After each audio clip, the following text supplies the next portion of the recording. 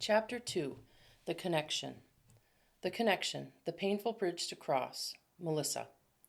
From the first day that Aralam showed up, he has never judged me in any way.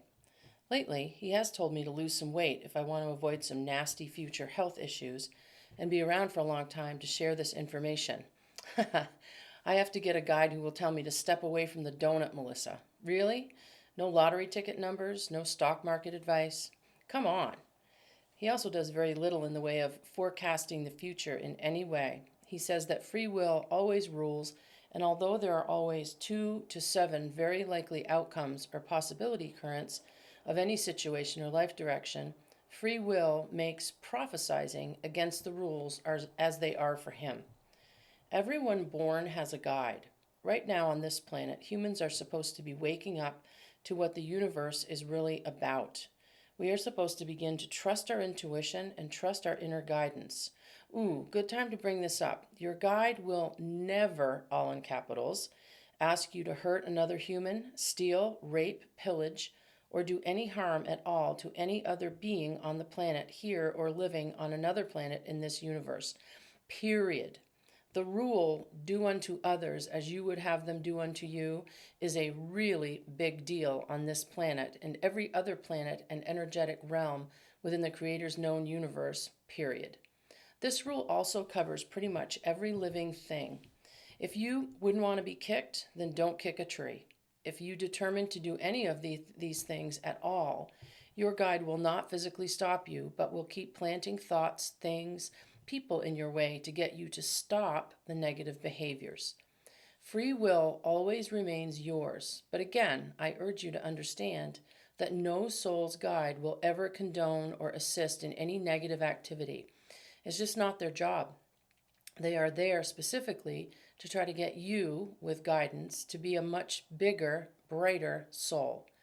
So, short story is that if your guide is giving you advice to do any negative shit, it's not your guide. It's not the word of the Creator God. It's your shit.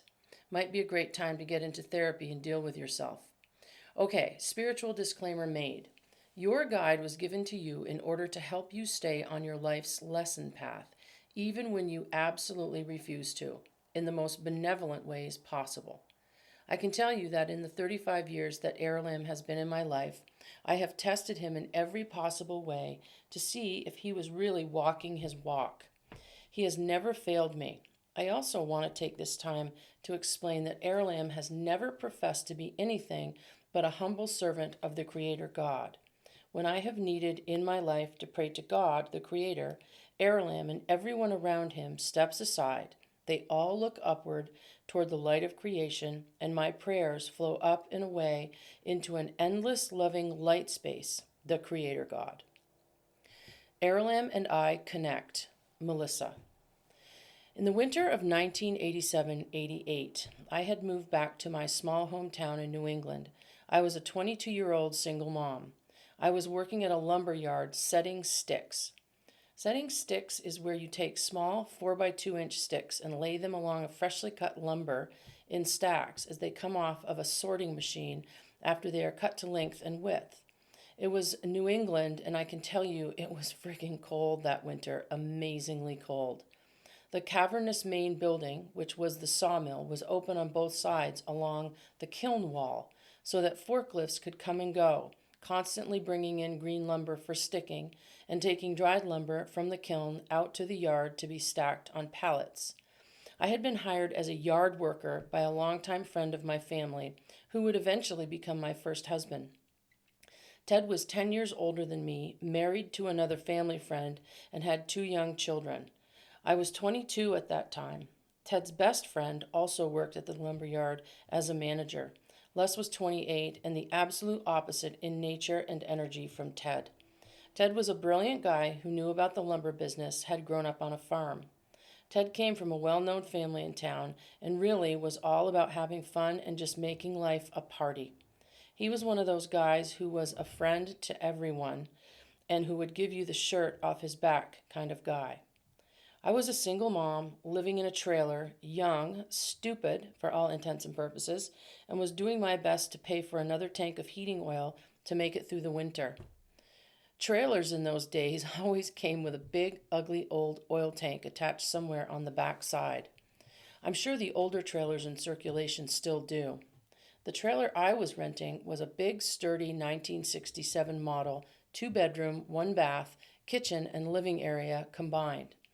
As with all trailer homes from that era, all of that was arranged in a 60 by 14 line shape.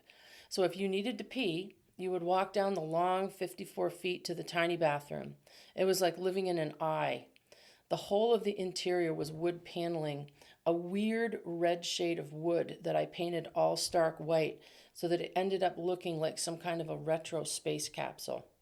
The trailer was white on the outside and aluminum, and like so many of its time, had a large aqua blue band painted all the way around the outside. It was warm, though, and close to the lumber yard. I had my son Hunter with me, who was 2 at the time. We had literally left Arizona just a couple of months before, like 2 refugees in the night with nothing but a few packed bags. My dad had given me a 1977 Chevy pickup, which my grandfather Gordon had built a solid oak flatbed on. That truck was super cool. It was a 4-speed shift on the floor with 4-wheel drive. I wish I had it now. It was a standard and was like a tank in the snow. Ted, Les, and I became quick friends and began to have drinks after work on most Thursdays and Fridays, which was super innocent at first.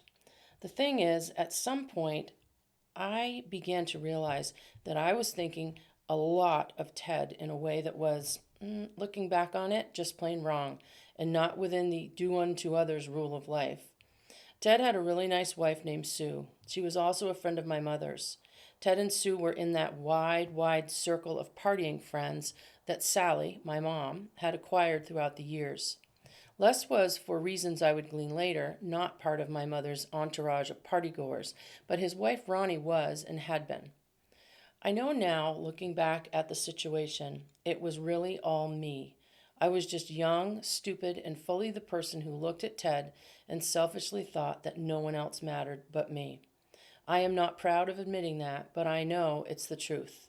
I do not believe that Ted and Sue were having a great marriage or that they would have stayed together in the end, but that young, stupid decision on my part was wrong, and I know it now. I have, with Airlam's input, gone back and at least taken responsibility for that time and that decision with both Sue and Ted. I was young and, to be honest, just mad in love with Ted. No other way to put it, really. I was at that time literally a homewrecker. I'm not proud of it, but it is the truth. Where Ted was a come-and-go-lucky kind of guy, always smiling, hard worker, great talker, and fine friend who was ready to party, Les was darker and more brooding, a super intelligent guy and the kind who would watch everyone in a crowd to figure them out. Les was the first person to bring ESP, extrasensory perception, and energy to my attention. I can admit that I was a bit frightened of Les at first because he was very intense. I never feared that he would hurt me, but he was very quiet and his energy was intense. I could sense something kind of strong about him from the first, but I could also sense that he was very closed off energetically. He would block me if I reached out to him in my mind to figure out what he was thinking. Before I met Airlam, I did not understand that humans do this reaching out all of the time. They just don't understand what they're doing, and often they just ignore the intuitive feelings that they have as stupid or imagined. The first time that Les brought sensory perception up to me at work, I was standing in the lumber yard at the sticking station.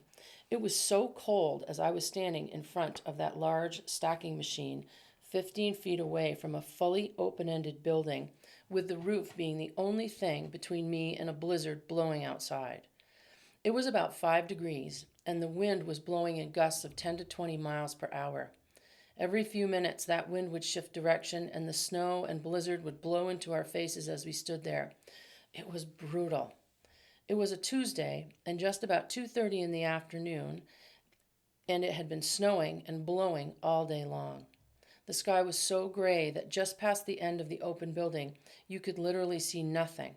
I was standing next to a guy who I had gone to high school with, whose name was Brian, and we would throw those dividing sticks between the layers of lumber being stacked in front of us. He kept a lit cigarette in his mouth the whole time, in a never-ending chain of smokes. I could never figure out how he did that. That machinery was so loud that talking was not really an option. We would throw those sticks in over and over every 10 seconds or so. I had on snow pants, winter parka, gloves, the whole deal, and it was still bone-crushingly cold. You might be asking, why was I doing that job instead of something more girl-oriented? Well, I don't know, except to say that in my life I have had some diverse employment, and in every situation I have met a person or persons who moved me forward to this moment right now. So it all was as it was meant to be, even the hard stuff. Errol Lamb tells me that all the time. As we were robotically throwing those stickers into that lumber stack, I suddenly heard Les call my name, like right behind me. I spun and looked, and no one was there. I thought it was weird, but I kept throwing those stickers into the pallet of lumber. I could not stop because the one thing you didn't want to do was screw up and make them have to stop that stacker. I knew that break time and a hot cup of coffee was coming in about 15 minutes, and I could hardly feel my hands anymore. Bend down, pick up the sticks, lay them in. Again. I hear Les call my name. Melissa, come here. This time it was much louder. I threw my stickers in the pallet and yelled at the controller, I gotta pee. Honestly, I knew that I had heard Les. The wind was blowing and the snow was everywhere, but I knew that I had heard Les, even though he was nowhere to be seen in the warehouse. The span of the open warehouse was maybe 220 feet from where the stacker machine was, to the other end, which was opened out onto the yard where all the pallets were stacked for transport. I walked the long span and stepped out into the blowing snow, turned right, and there, 40 feet away, leaning on a pallet, smoking a cigarette in the blowing snow, was Les, smiling at me like a Cheshire cat. I walked up to him through the waves of blowing snow, and he looked right at me and yelled, I knew that you would hear me. I have been watching you, and I knew that you could hear me right in here. And he reached out and tapped the side of my temple lightly with his index finger. Also, stop fucking trying to press your mind into me. If I wanted you in my head, I would invite you. He laughed and walked into the office across the yard. At first, I was a bit freaked out because I was not even sure how I had heard him, but I knew that I had, and he knew that I had. I was so stunned, really, that I just stood there freezing for a few minutes, watching him walk away. That was how he began to teach me a bit about astral travel, energy transferring, and generally how I could assist him in his mission. Later that day, Les asked if he could stop by my trailer after work to talk with me a bit. I said sure, and immediately after felt a little bit like a lamb inviting a wolf to my house. Over the next month or so, Les started coming over and bringing with him a deck of tarot cards. Up to this point in my life at 22, I had not met anyone who seemed to have a connection to this other way of being, thinking, or feeling as I did physically. It was as if the teacher had appeared. Les taught me how to use the tarot deck, and often that winter he had me read cards for him, as he said, if I keep reading cards for myself, the results can be tilted. If I have you pull the cards for me, then they will be clearer. At this point, I was so new and ignorant of anything spiritual or occult-like that he would read the cards and I would lay them for him. I didn't even know how to do that at that point. I would shuffle and I would lay out the cards for him in an elongated cross shape like he had shown me. Often, he would not even tell me what they were signifying, but instead tell me what cards meant that I would shuffle and randomly pull out of the deck. He was teaching me the meaning of the cards. In the meantime, Ted and I had been seeing each other more and more over that winter, sort of secretly. Even writing the truth in that situation makes me feel like a piece of crap. I know better than to hold on to those feelings, but I am sure that when I get back to the lobby after this life, I will have to look at this time in my life in my meeting. What would become very clear within the year or two to follow was that this time would be one of the most painful and pivotal times in the lives of all three of us, Ted, Les, and me. Les continued to teach me the meanings of the tarot cards, and at some point he started having me pull cards for him every other day or so. The same cards kept coming up. I was pulling up the Kings and Queens of Pentacles and the Death card a lot. Les stopped talking to me about what the cards meant, and we would move on to astral travel. When I think back on it that time now, so many random pieces and conversations fall into place. I was just so young and so naive. As the winter droned on, Les began to share with me that he had been involved with a group of magical individuals from one of the coastal towns in New Hampshire, about 200 miles away. When I say magical, I don't mean rabbit in the hat magician. I literally mean a group of people who practice what might be called black magic. There's a huge swath of the population on Earth who think that this subject is not real, that it's imaginary or possibly delusional. But let me stress here, for every coin there are two sides, and humans wielding energy is very powerful, which is one of the biggest reasons for this book with Aralam. Aralam has always imprinted on my thought process the huge responsibility that energy work carries, and the idea that what you put out into the universe energetically comes back at you much larger than you sent it out. So it stands to reason that belonging to a coven or a circle of black magicians might be a sobering and frightening situation to be in or try to get out of. Les slowly unfolded for me a story in which he had been living on the coast in New Hampshire and was involved with such a group, a large one, that was in the business with all kinds of nefarious behavior. That is, drugs, money laundering, violence, and generally ruling over a sort of dark arts stranglehold on that city with energetic, magical workings and violence for sale. You may be saying, what? Is this some kind of joke, a movie script? Nope, it's true. You should know also that there are many groups similar to this one at work on our planet right now as you read these words. He also went on to tell me that this particular group was the kind that, not unlike the mafia, was impossible to leave with your skin intact once you made the commitment to them. At some point, he had decided to get out, sort of leave on bad terms and cut ties that bound him to them. Just to add a little more danger, he took some books, which he said were not only their sort of magical group meeting notes, but also tons of contracts, names, and money information. He literally left in the night with some of their shit. Turns out that he was a very trusted person in their circle, so that pissed them off even more. During the afternoon of one particularly massive snowstorm on a Monday in April, Ted let everyone out of work at noon from the lumber yard. He had to go home to plow his place and to get his kids. I headed up Crow Hill in Chester to pick up my 2-year-old son Hunter at Grandma Joni's house from his daycare. I drove up there in that flatbed pickup with every intention of staying warm and dry back in town in that cozy trailer for the rest of the day and into the night while the storm blew outside. Ted was coming later with some groceries and to plow the driveway. I was so happy not to be working in that cold warehouse on that afternoon. If a lumberyard shuts down due to weather in Vermont, then snow is going to be deep and it's going to be bad.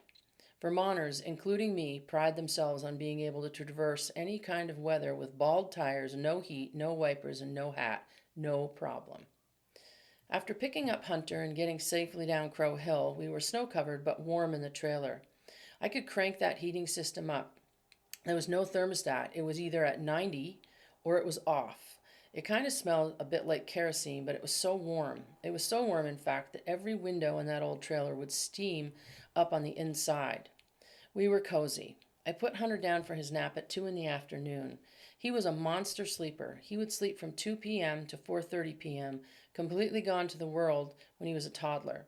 Sometimes I would have to wake him up at 5 p.m. just so that he'd go back to bed before 10. About 15 minutes after I got Hunter down, a car pulled in through the 2 feet of newly blown snow into our driveway. It was Les. He came in without knocking, which was not so strange. Les was not a big stand-on-niceties kind of guy. He had 2 packs of cigarettes, Camels, a big box of donuts, and an unopened half-gallon of wild turkey. This was 1988, back when donuts, liquor, and cigarettes were all still considered a staple in any home and a great hostess gift. Les sat down on my couch. I will never forget that Dwight Yoakam cassette was playing on my hobbled-together stereo. Les cracked open the wild turkey and said, "We gotta talk." The conversation that ensued was basically Les informing me that I was going to be his energetic partner in trying to bring the magical ring group that he had fled from down.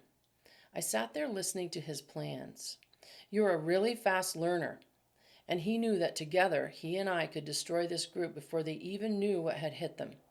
He explained that he had gotten word that they were looking for him, and he believed that they found him in our town. Les seemed a bit desperate and said he had built up a blocking spell around the lumber yard, his home, his wife, his kids, family, and generally the area of our town, but he could not keep it going himself. It had grown too big. He told me that for years he had been looking for someone, preferably female, to assist him in holding this energy in place for the protection of his family and friends. He said that I was the one who was going to help him and that my real training would need to begin right away. While he was talking, he had opened the wild turkey and was drinking it off and on straight from the bottle. I had eaten 2 donuts already and smoked a cigarette without saying anything. Before I responded at all, he handed me the bottle and I took a big, long pull from it. I had never had wild turkey before and immediately understood that taking such a big, long pull from that bottle would leave my throat and guts burning for hours afterward. I have wished so many times in my life that I had been older or wiser or just more knowledgeable about reincarnation, energy, astral travel, blocking energy, or any other tool that can be used energetically.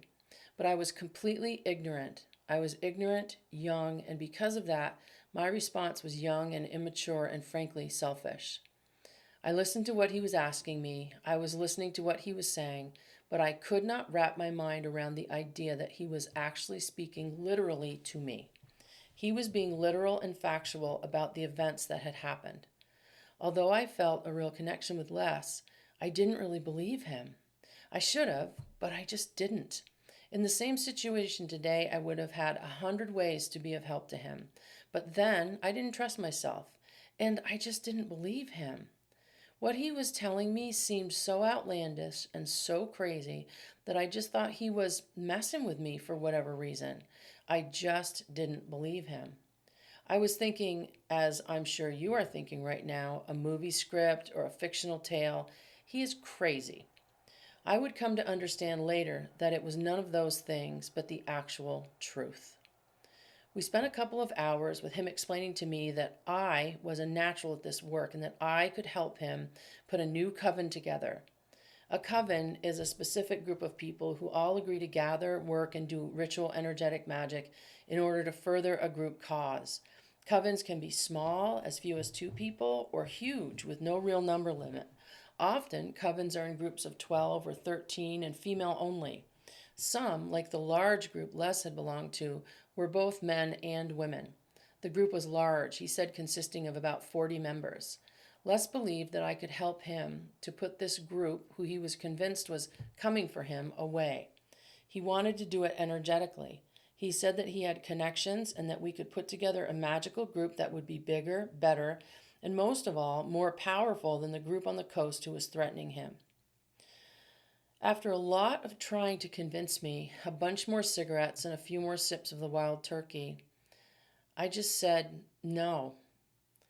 He became kind of desperate and said, "Please, please let me teach you. I need your help." I again said no. "You know, Les, it's getting to be dinner time. Hunter will be awake soon. Ted is coming with food, and I can't help you. You have to go." "Please, Melissa, just let me explain how important this is. I need your help. We can stop them together." Looking at him then, I understood that he was serious, which scared me even more because I really thought he had lost his goddamn mind. I sat back on that big velour couch I had, lit my 20th cigarette in 3 hours, and just said, "No, and I don't want to talk about this anymore. I am not your girl." I blew that menthol smoke out in a long, arcing blue exhale that didn't stop until it was across the room and hitting the kitchen curtains with snow still coming down hard outside. There was a long, long silence. Then Les smiled, a really broken kind of smile, took another long hit of that wild turkey. I would think of this moment years later and still do today, and I will never forget the look on his face. In retrospect, I understand that that look was some kind of understanding or resignation of having turned some corner. His face was so sad. I know now, and I can see the smile he gave me was so sad too, a broken and resigned smile. At the time, on that snowy afternoon, I didn't see what kind of sadness it was, but traveling back there to that day, I wish I could have been more able to see. At that very moment, a car pulled in. It was Les's wife. She had been worried about him in the storm and headed out to search for him. She came through the front door without knocking, without looking at me, said, "Les, let's go now. We got to pick up the kids and get home before the stove goes out." He got up and walked out without his wild turkey, without looking back at me at all. I felt weird and so sad myself, although I could not have told you why at the time. I was also just happy that he was gone. I felt like something important had just happened, but I could not put my finger on what or why I felt so amazingly shitty for not agreeing to help him. After the car pulled away, I put the wild turkey on top of my refrigerator, where it lived for many years after that, untouched, but traveled with me through many moves out of that trailer. Ted pulled in about 10 minutes later, wet, smelling like snow, with a big bag of groceries, and I didn't mention that Les had even been at the trailer to him. That was Monday afternoon. In the next few days, life went on as usual. I did not see Les as much on Tuesday or Wednesday at the kiln, but didn't think a lot about our conversation. He seemed a bit aloof, but not angry with me in any way, and the huge snowstorm had left everyone scrambling to clean up the yard, move pallets around, and make up for the missed work. One of my jobs at the lumber yard was to go in and do moisture readings on the lumber stacked in the kilns. It was dark and warm inside the kilns, and there were fans blowing all the time.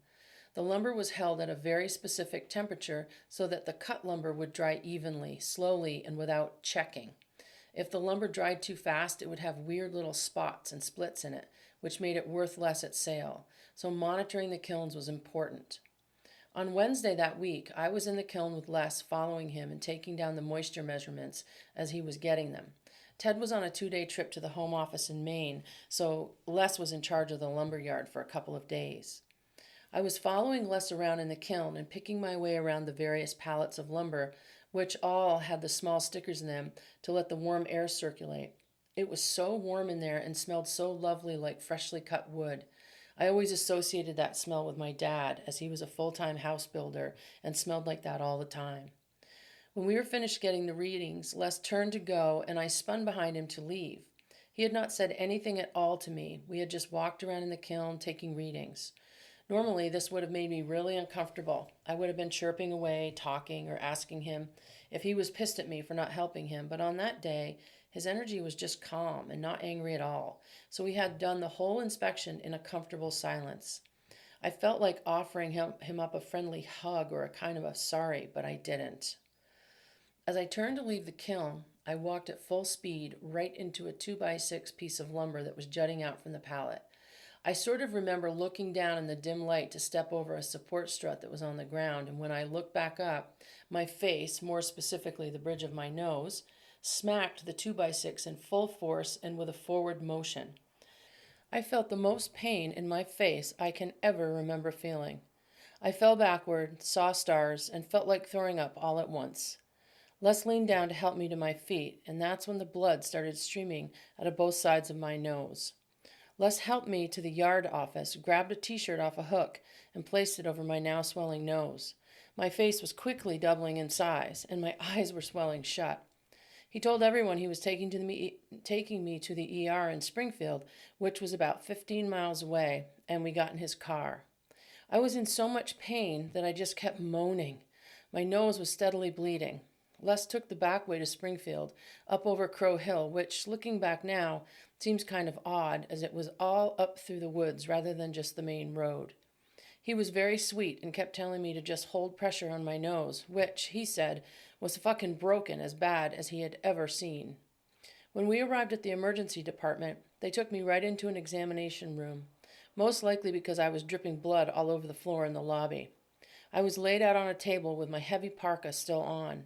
It was so covered with blood that the nurse looked at me, then looked at Les, and said accusingly, "Did he do this to you, honey?" Les quickly let her know that it was going to be a work comp issue and generally what happened. By this time, I was barely able to speak with the whole front of my head blowing up with swelling. This was 1988 and still a cell phone free time. The nurse called my dad on a black wall phone from the ER cubicle where I laid. He was on his way to come get me. About that time, a nice nurse gave me a shot of something in my butt cheek that made all the pain go away and made me nice and warm. The doctor came in, removed the bloody t-shirt from my face, and I heard and saw Les taking a huge hissing breath. Jesus! Due to the pain-killing shot, it made me laugh, which made blood spurt out of my broken nose even more.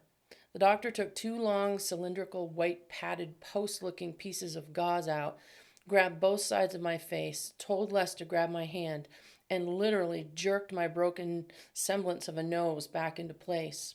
Les gave out another gasp, laughed, and the deed was done.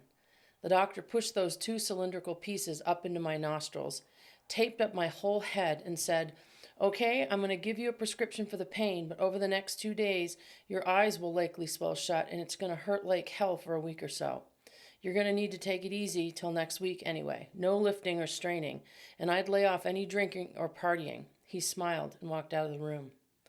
Les was looking pale, which made me think I must have looked pretty bad because not much got to Les. I couldn't talk at that point because my face was wrapped up like some Civil War casualty victim that you would see in a reenactment photos. Les stood up, let go of my hand, and said, "Listen, I have something for you, but I don't want you to open it now. It's just insurance. If anything happens to me, open it." I started to shake my head. He was being weird, but the pain stopped me. He said, "I just want you to keep this and don't worry about anything." He leaned over, kissed my forehead, and said, "Your dad's going to be here soon. I will see you in a couple of days." He smiled, squeezed my hand, pulled an envelope out of his jacket, pressed it into my hand, smiled at me again, a really beautiful smile, which made me feel like a total piece of shit for some reason, and then he turned to go. He stopped one more time, looked at me with that happy, sad, loving kind of look on his face, and something inside me wanted to rear up and say, No, I don't go. I'll help you. I love you. I'm sorry." I felt like I was letting my brother down, even though we weren't related. I didn't say any of those things. I was also really shocked that I even wanted to say them. I love you? Jesus, what the hell was wrong with me? I figured it was the painkiller shot I had gotten, but watching him go made my stomach burn. I didn't say anything at all. I gave him a thumbs up. I felt like I should do more, something. I don't know. A thumbs up? It felt hollow for some reason. I know better now that when I have that kind of an intuition or a feeling, a prompting from my soul to tell a person the truth, a true feeling, I do it. I do it when it's not easy. I do it when it's awkward. I do it when it's not the right time or place. I do it even if it's not going to make me, or I do it even if it's going to make me look idiotic. I do it because intuition is our connection to the Creator God. It is our one true tool, and we avoid listening to it because half of the dumbass shit we do in our lives we would have avoided if we had just listened to our gut, our intuition. And worst of all, we know that and we still choose badly. My dad showed up just moments after Les left. My dad was a brilliant guy. He was also a maintenance alcoholic without one mean bone in his body. So he kind of smelled a little bit like Bacardi 151. But he came and took me home, went and picked up Hunter, dropped him off with my mom for a couple of days while I laid on my couch with my entire head throbbing like a bomb had gone off in my brain. I had put Les's envelope in the pocket of my big work parka in the ER, and due to the massive paid meds I was on, I totally forgot it was there. Ted came back to town on Thursday morning and brought me groceries and took one look at me and said, "Shit, that is bad." By that time, my face was purple, green, and black with dried blood where I could not wash it yet. Ted had pulled up in a new car that he'd picked up. It was a gold-toned 1968 Malibu or something like it. It was an old muscle car. It was loud and it looked cool, and my dad said it would go like a raped ape. Probably not such a politically correct phrase to use today, but in 1988 it was fitting for Ted's new car. I stood in the window of my trailer, my giant swollen face throbbing, and waved as Ted pulled away in that car. The next afternoon, Ted came by the trailer. He was checking in on me as I was not supposed to return to work until Monday. He checked out my face and said the words that often came out of his mouth by a whistle. Jesus H. Christ. That must hurt something fierce. We both laughed hard, but that hurt even more, so I just waved him off. He said, "Hey, Les and I are going to go out on Saturday afternoon, take my new ride out, hit some back roads. Maybe go for some food and a drink. Do you want to ride along?" That was 2 days away, and I figured getting out of the house would be great. Plus, the weather had turned, and the spring blizzard that had blown through earlier in the week was melting, and it was supposed to be a beautiful weekend. "Sure, let me know what time." He kissed my forehead and left with a smile. The three of us, Ted, me, and Les, had gotten into the habit of cruising to various friends' houses to party, so this request was not out of the ordinary. He had also left 2 bags of groceries, a 30-pack of Pampers, and 2 packs of Newport menthols on the counter. You might be thinking that this is the most white trash thing I have ever heard. I suppose it was. You know, in 1988, in small towns all over the country, there were people living just this way, and still are. Working, trying to keep warm, take care of their kids. I would not trade the struggles for anything looking back. Like Errol always says, all of the hardest things in our lives give us the opportunity for the biggest growth and change as souls. I have lived many ways, with money, without money, and every way in between. All of that has taught me that every soul is really the same. By Saturday morning, my face was pretty green, but the pain was much less, and my giant nose strap had been reduced to just a sturdy piece of tape running sideways across my face, making me look like a football player. My eyes were not so swollen, my whole face was just really bruised. I was ready to get out of the trailer and do something. I was getting dressed to go to my mom's and pick up Hunter when my phone rang. It's funny how certain things in your past get stuck in your mind as a kind of a visceral, high-definition slideshow. That big avocado-colored wall phone was one of those things. It was hung on the wall right where the long trailer haul started. It had a 20-foot cord on it that was always tangled. Looking back on it, I guess the cord was 20 feet long so that if you were folding laundry onto your bed at one end, you could stretch it all the way down and haul and cradle it with your chin and neck while you were folding and talking. On the other side, you could stand at the kitchen sink end, doing dishes, talking with it cradled between your neck and shoulder. In either direction, you would have that cord stretched to its limits. I can only marvel at the fact that some trailer park rocket scientist figured out that to place it just to the right of the picture window in the living room would do the trick in either direction. Everything you needed, including the crapper, was within reach of that cord. I bring this memory of the phone up because the ringing of that phone twice in the 4 days that were to come would be pivotal moments in my life. Errol tells me that sometimes the universe will give lucid color to certain moments in our lives in order that we remember and fully understand how that moment changes or changed us. It's as if the moment is to be imprinted upon our soul. On that afternoon when the phone rang, I was still healing up from my broken nose, and my voice sounded muffled and strange, like I was breathing through a big gob of whipped cream. That phone was loud, too, as the volume knob on the bottom was broken. If I was outside when it rang, my neighbor would often yell from her kitchen, "Melissa, your phone is ringing." I think she did this just to be passive-aggressive, as I'm not sure that she approved of my comings and goings, as my Grandma Patty would say. I ran into the trailer to grab the phone, and the voice on the other end was a total surprise. Barry had been my high school sweetheart and first love. He would also go on to become my second husband. He had joined the Navy and moved to California. He was married out there, and I had not heard from him in 3 years or so. He didn't recognize my voice at first as I was talking through a mound of swollen whipped cream of bandages, and asked, "Is Melissa there?" I immediately recognized his voice, and if I'm honest, prayed that he was calling from California because I was mortified about having to see him with my face in the condition it was. Turns out that he was in town just for the weekend for his grandma's funeral and wanted to have dinner with me on Saturday evening. I agreed even before I thought of anything else. I was young, having a kind of secret relationship with an older and still married man. I had made plans with Ted and Les for Saturday already, but I knew that if Barry was in town, I would have to see him. It was a no-brainer. We made plans that he would pick me up on Saturday afternoon. We would take a ride around some of the old haunts and then go to dinner. He kept telling me he was married, so eventually I said, "Hey, let's just get together as friends. I'm just so glad to be able to see you." It was so strange to me that he just appeared into my weekend after he and I had been out of touch for so long, but I was thrilled to see him. Ted called me from the lumberyard the very next morning and asked what time he and Les should pick me up that afternoon. I told him that an old friend had come to town and that I was going to have to rain check them for the next time. I was secretly glad that he didn't ask what old friend, or he would have most likely been upset. He told me that he and Les were going up to the lumberyard for a few hours, catching up on some inventory lists. The inventory was a constant and massive undertaking at the lumberyard. Millions of feet of green lumber being brought in, stacked, dried, and then hopefully the same number of feet going out to buyers without much loss. The numbers were checked and rechecked constantly. As we hung up, I asked him where they were going, and he said probably Springfield, not totally sure yet. Give me a call here at the kiln if you change your mind. I told him I would and that I would get with him on Sunday sometime. We hung up.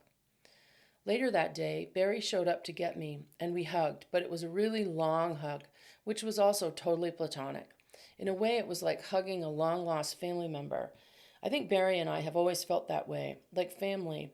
We went for a drive, and we talked and talked about all that had happened to each of us over the last 3 years. As it turned out, he was married to a woman who he actually loved quite a bit, but she was kind of a hellraiser and liked to get drunk and beat on him a bit. I laughed and said, "How the hell do you get beat on just a bit?" I was happy that he just came right out and told me all about his marriage in that way, as if I was his sister. There was comfort in that. After dinner, we went and had a drink at a local bar and then back to my place to drop me off. He wanted to come in, and it was late. I wasn't sure exactly if that was a good idea, and he said, "Listen, I haven't seen you in a while, and I just want to talk more and just hang out. I don't want to leave and go back to my mom's house tonight. I leave super early in the morning, and I would just like to stay here." So he came in, and we just lay down on the bed with all of our clothes on and talked for hours till about 2 a.m., totally in the dark. We lay side by side on the bed, on our backs, holding hands like two 10-year-olds at summer camp. Like brother and sister, we talked and talked. Looking back on that time, I know that the universe sent Barry into my life for one 24-hour period in order to hold my space. Literally to hold me in a space. Barry woke up at 4 a.m., hugged me, and left. I would not see him again for 10 years. I would, however, be grateful every day that he came to lay on my bed that night and talk till dawn. He had not done that, I believe. Had he not done that, I believe that the writing of this book would not have been. After he left, I went back and crawled into my bed for a good long sleep. It was still dark after I heard Barry's car leave my driveway. I thought I heard him walking back up to my door. I sat up, thinking that he had left something, but he was not there. No one was there. I knew that I'd heard someone, but I was exhausted and my nose was throbbing, so I just let it go and went back to bed. I fell asleep hard. I came awake at 7:45 a.m. to the sound of that big avocado green phone ringing, ringing, ringing so loud. The phone was down the long hall, but I could see it from where I lay when my eyes popped open. I can't remember what I was thinking when I jerked out of bed, but I can remember having that sensation in the front of my face, which was not unlike a fainting sensation that accompanies acute pain. I hurried down the hall because it was so early for the phone to be ringing, and I knew it was probably waking up my neighbor. She would be so pissed if it woke up her kids. "Hello? Melissa, it's Mona. Have you heard what happened last night?" "No, what?" I answered with a bit of annoyance because my face was throbbing. It was early, and I figured it was some kind of gossip that could most likely wait till later in the day. I was going to dinner later at my mom's house, and Mona would be there along with all the other menagerie of my mom's party friends.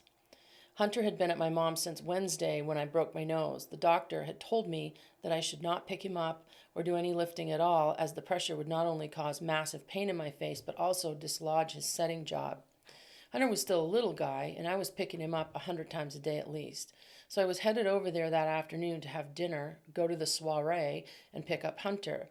"What, Mona?" I lit a cigarette and sat on the arm of my sofa.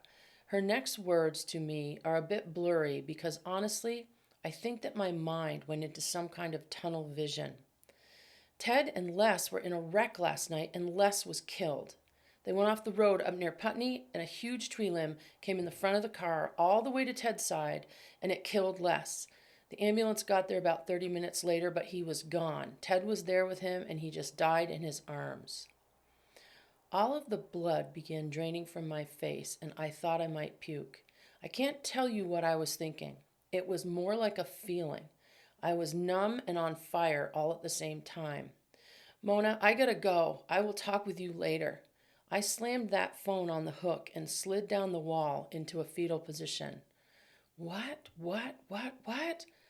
Tears started coming from my eyes, but I can't remember crying. I stood up, immediately ran to the bathroom, and puked. Puking made my face scream in pain, and I threw up again.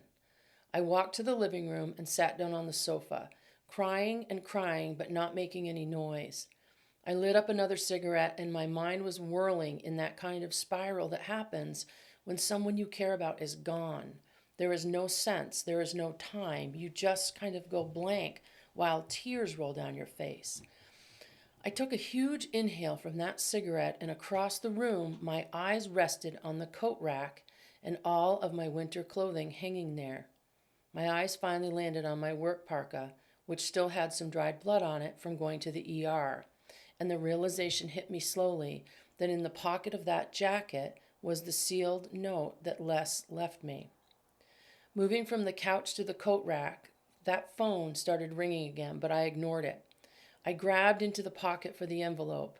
Somewhere in my mind, I thought that it must have been a dream. He had not really handed me this just 3 days ago and told me to hold on to it in case anything happens to him. Just keep it somewhere safe. He could not have said those words to me just on Wednesday. I jammed my hand into my deep parka pockets, hoping that I would find nothing. Instead, my hand wrapped around a white letter-sized envelope with my name on it. I walked back to the couch with it, thinking I might throw up again. I tore it open and saw a 2-page letter typed on what looked to be a manual typewriter. I began to read, with so many tears running down my face that I kept having to wipe my eyes in order to see. For years later, that letter had the stains of those tears on it. It read like this: Melissa, I am writing this to you to explain some things. I am afraid that if you are reading this, then something has happened to me. I want you to know some things. A lot of this is really important, and you have to do exactly what I say. I want you to know that you and I had a lifetime before this one long ago. We have known each other before more than once. I don't want you to feel bad about not helping me. I did not have enough time to teach you. It's okay. I told you that the group that I had been working for on the coast were looking for me and that they wanted to hurt me. They have been reaching out to me for some time now with spell casting. I have felt them getting closer. I am afraid that they have found me. I have never told them about you, but I am afraid that they may be looking for you also now. They know I was looking for help and had found someone.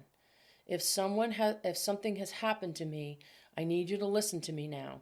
Do not go to my funeral. Do not go to any memorials for me. Do not go to any parties that are thrown in my honor. Do not go to my graveside to visit or leave flowers. Never go to my gravesite. I know I talked with you about these things already and you didn't want to talk about it, but I mean it. I don't want you going to any services or memorials for me. I don't want you to ask any questions or go looking for them. I was going to leave you the items that I took from them, but I have hidden them instead. I did not want to leave them with you or my family. I want you to lay low and stay out of sight. These people will come to my funeral as old friends. They will show up as my friends. They will be watching. They will be looking for anyone that they think I might have talked to about them or made friends with. Please do this for me. Don't feel bad. It's okay. I was too late in finding you. It's not your fault. Love, Les. I don't know when the phone stopped ringing. I can't remember when my tears stopped flowing that morning. I don't know how long I sat there with that letter in my hand, hunched like a child against the wall of that trailer. I don't know. I only know that reading his letter made me suddenly understand, without even having any details about the accident, that the world was not as I had understood it. The universe was not what I had been led to believe. Fear. Cold, sorrowful, out of control, raging fear gripped me. I thought of Les's wife and small children, and a rage grew in me, and a fear grew in me that I didn't recognize at all. Can this be a real thing? Can this kind of energy really be true? Am I having some kind of an actual mental breakdown? Did the hit to the front of my face leave me brain damaged? I could not make my thoughts stop swirling around in a circle. It was clearly an accident, just a terrible accident, but the letter in my hand pointed at something else entirely. Was the letter in my hand some piece of proof about horrible coincidence? Was it just a weird fluke of timing, nature, and the complete non specificity of life events? What the fuck was happening? My mind kept on going in circles while I sat there crying. I would learn later in my life that energy, the kind that Einstein wrote about, is and can be used as a tool. But on that early morning, I could not make sense of what had happened, and I was so very afraid of how the world was tilting on its side. At some point, that big green phone had stopped ringing and started up again, and this time it did not stop. I stood up and grabbed the receiver. It was my dad. He was crying and said, "Oh my God, you're okay. I didn't know where you were last night, and I thought you might have been with them. Your grandmother just called me out of her mind with worry." "I'm okay, Dad," I said. He asked me if I knew what happened, and I told him I did not, only that Ted and Les had been in a wreck and Les had been killed.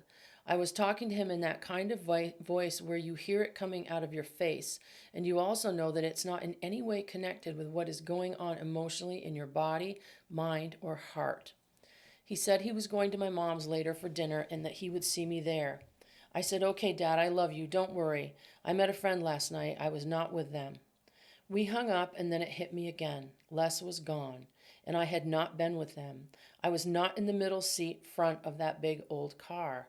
I had not been a witness or victim of that horrible event. The next few days will always live in my mind as a tunnel of just dark, frightening feelings, interspersed with taking care of Hunter, going to work, and generally trying to piece together what had happened to Ted and Les on that night. I was still trying to be in complete denial about the accident and the letter from Les, which had been given to me just days before. I had not talked to Ted.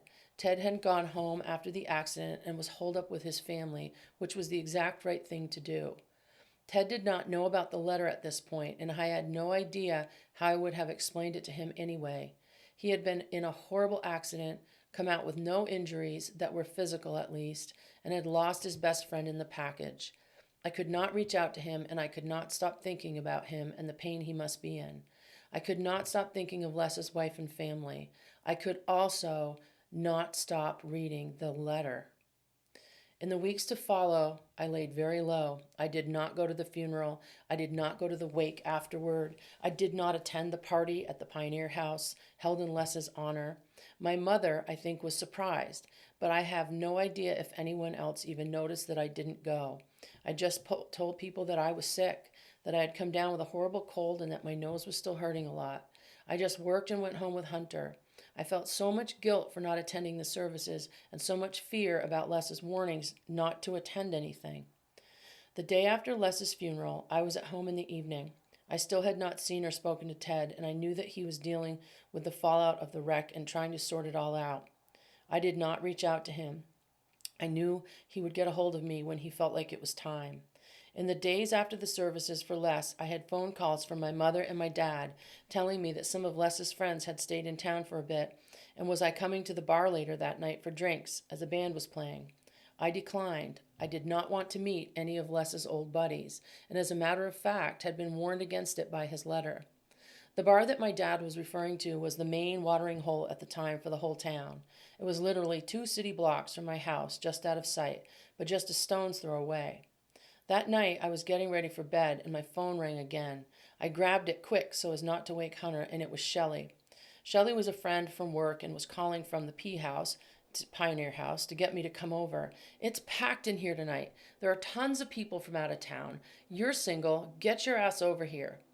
Getting a call from the P House was not a strange event for anyone who was within my mom's party circle, and by birth, I was in the circle. "Oh no, Shelley, I'm done. I have Hunter here and I'm just going to hit the sack." "Come on," she said. "Don't be such a pain in the ass. Come over for one drink." "No, I will talk with you Monday," I told her, feeling a heavy, bad, prickly sensation crawl up the back of my neck. I could hear the crowd and the music in the background. The P House had its own large goldenrod colored phone with a long stretched out cord hanging off the wall, which patrons used all the time in their efforts to get more of their favorite party buddies to come on down. Fine then, she said, be a shit. I'll see you Monday. I told her to be safe on the way home and hung up the phone.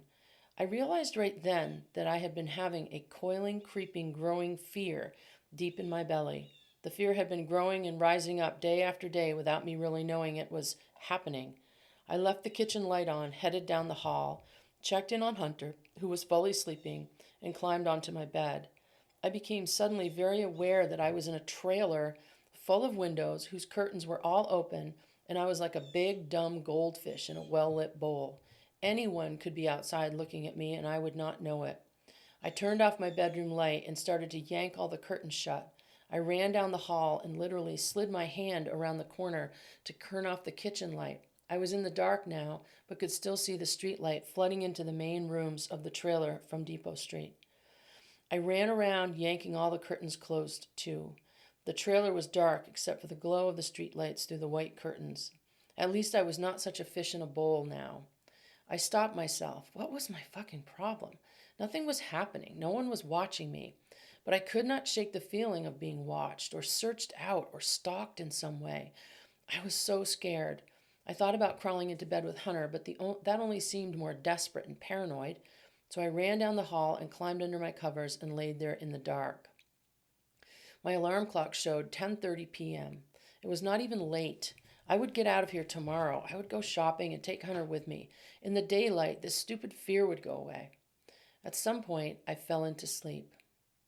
I don't remember dreaming anything, and I don't remember hearing anything per se, but I came fully awake in the dark of my room very abruptly.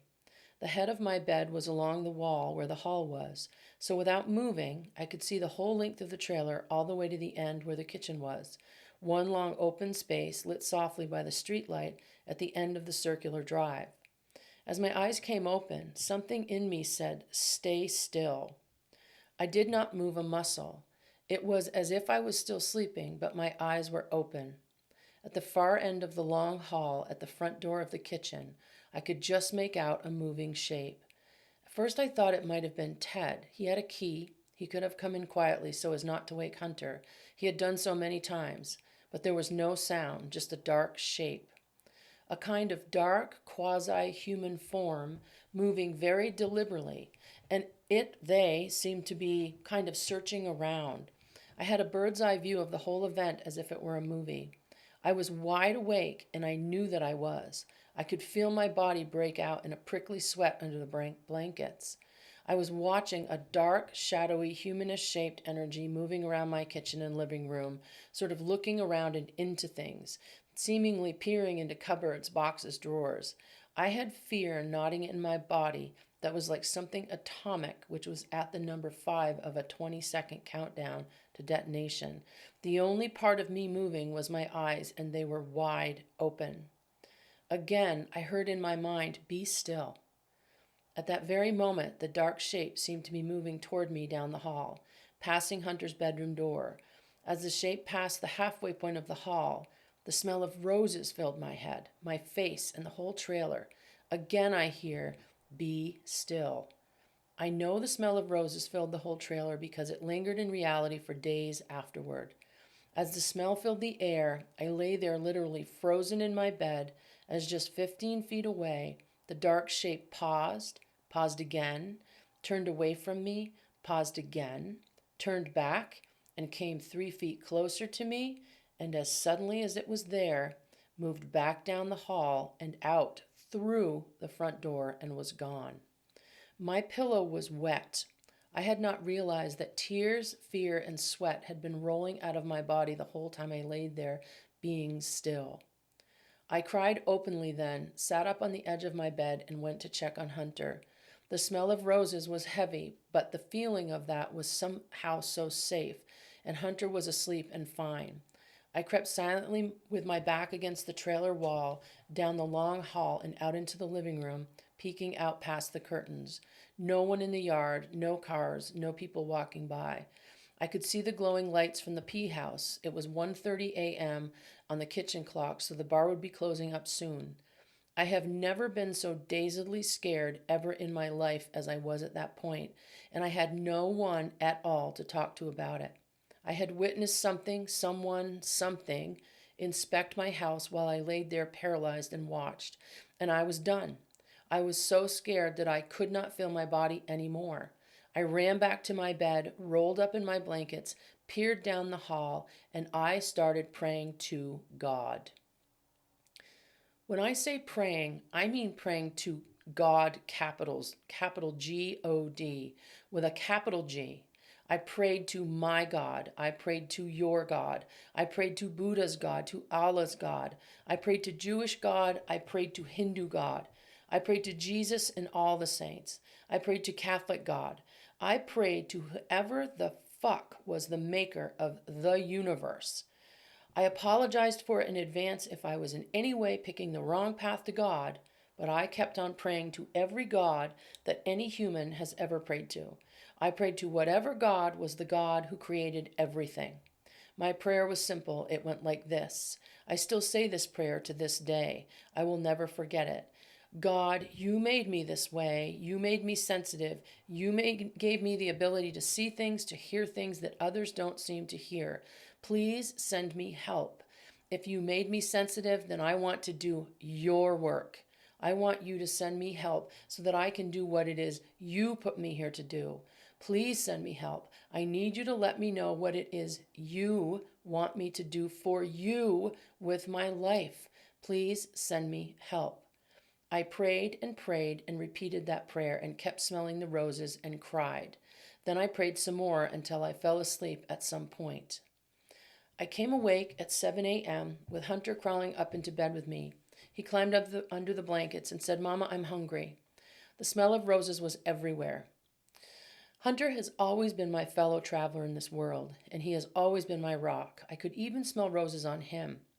Once I had him on the couch under a blanket with a big bowl of Fruit Loops and some Pop-Tarts, cartoons blaring. Don't judge me, it was a different time. I sat with my coffee, thinking about the night before and the dark presence that had so physically been in the trailer. The trailer felt light now. Sunshine was pouring in all the windows, and the smell of roses was still hanging in the air. I know that it sounds completely unreal, but it is true. I was still really scared, but something had shifted, and I could feel it right to my bones. Rather than bore you with all the mundane chores that Sunday, I want to go right to when Aralam showed up in my life, which was later that evening. It was that evening after I went to bed that my Aunt Ruthie showed up. My great Aunt Ruthie had died when I was about 8 years old. Ruthie and Herbie Fossman lived in Rutland, Vermont. They were a childless couple and seemed to put all of the love they had into their huge Victorian house in the older part of Rutland. The house was huge and white with multiple porches and turret annexes. The entry to that house had a huge, polished, elegant stairway leading up and away into the upper floors. Handmade dollies were everywhere like snowflakes on all the surfaces. As a little girl, my grandmother would take my sister and I to Aunt Ruthie's house on weekends. She was a tiny white-haired woman who always smelled like roses. She had huge rose gardens in the backyard of her house, and in the summer she had over-large white vases of them inside her house, which was magical to me as a child. I can remember that they were beautiful, velvety pink and white ones mostly. The summer air there would be filled with the smell of roses so strong that it was literally intoxicating. Aunt Ruthie was like one of those magical fairy godmother types, or maybe Mrs. Santa Claus or Good Witch Glinda, when she finally got old. She always wore a long dark skirt and a pressed white blouse with a beautiful brooch at her neck. Ruthie had a soft, stark, white puff of hair and clear skin. She had a beautiful smile and would set up elaborate tea parties in that rose garden for us with sandwiches and 10 kind of star anise cookies, glaze dripping from them. She wore bright pink lipstick, and her huge kitchen always shined and smelled like wax paper and cinnamon. I loved her dearly when I was a very young child. She was just one of those special people that you recognize immediately as one of a kind, just very special. That night in my trailer, years after her death, Ruthie came to me in a dream.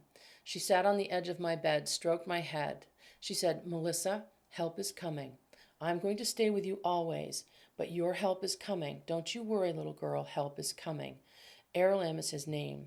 He is to be your teacher and your guide. His energy is very big, and it may take you some time to get used to it, but your prayer has been heard. Your help is coming. I will stay with you, and when you awake in the morning, Aralam will be here too. Don't be afraid. He is going to teach you. I do not remember any more dreams from that night, but I will always remember that one. When the alarm went off in the morning, before work, I awoke to the smell of roses and the presence of Aralam in my life. I was not afraid. I was overwhelmed because the presence of Aralam was huge, big, and filled the space like a beautiful clearing or a meadow you find on a trek in the woods when you don't know it existed. From the most terrifying time of my life came a safe place. I can't tell you how, but I could feel Aralam there at my side with me. But my journey began right then. I could not speak directly with him back then, but I would often get impressions of his opinions on things. As time went by, I began to be able to hear him and respond in kind. For many years now, I have been able to have conversations with him as if he's standing next to me in the room. That time was a huge transition for me. I understand now that bringing one's guide into one's life need not be that dramatic or frightening, but for me, this was that moment.